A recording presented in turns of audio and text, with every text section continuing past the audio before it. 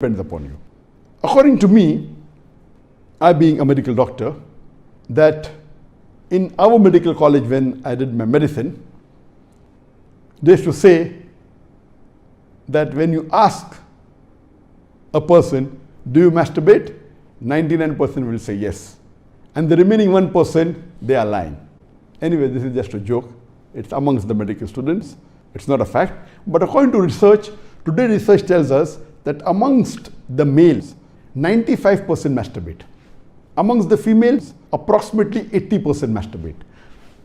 I'm not saying that it is normal to masturbate, but it is very common. And there is a myth that which is there if you go to some of the Islamic sites, and those who believe it's haram, they say that masturbation causes blindness, masturbation, it causes nervous problem. All these things are a myth. In no way does masturbation cause blindness. In no way does it cause a nervous problem. Yes, if you do excessive masturbation, there can be certain problem, that is excessive masturbation. And even medical science tells us, if you do excessive sexual intercourse with your wife, maybe 10 times a day, even that will cause problem. So excessive anything or excessive most of the things will cause you problem. But normal masturbation medically doesn't cause any problem. If you do masturbation according to medical science, it is normal. If you don't do also, it is normal. But the majority of the people are involved in masturbation. But I'm not saying it is the norm, but I'm saying that majority people do it. So based on what the scholars say and what medical science says, I agree more with the second group of scholars, and I would say that masturbation is makruh. It is discouraged.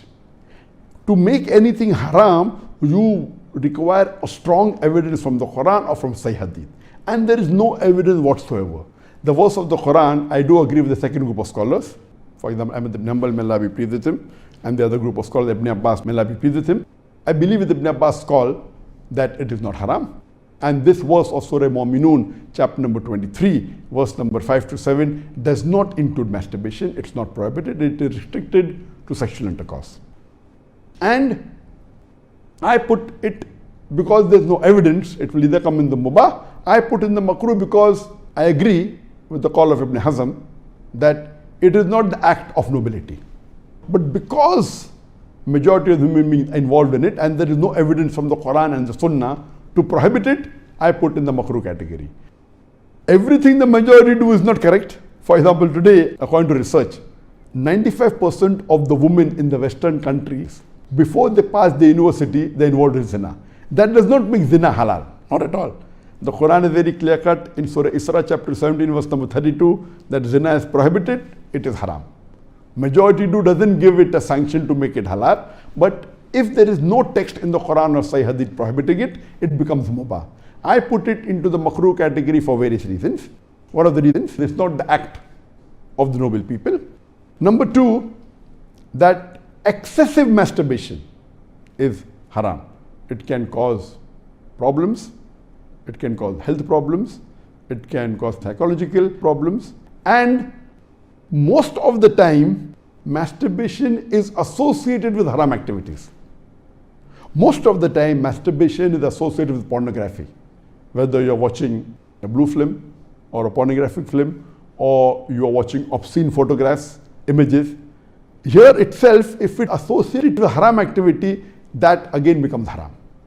So if you associate masturbation with pornography or with obscene photographs, it is haram and that is prohibited, and it leads to that high chances. That's the reason I would say that best is to avoid. But if you cannot marry for various reasons that we have, so the best would be you fast, as was recommended by beloved Prophet in Sahih Bukhari, volume number 7, hadith number 5066, that, O young people, whoever has the means to get married, they should get married.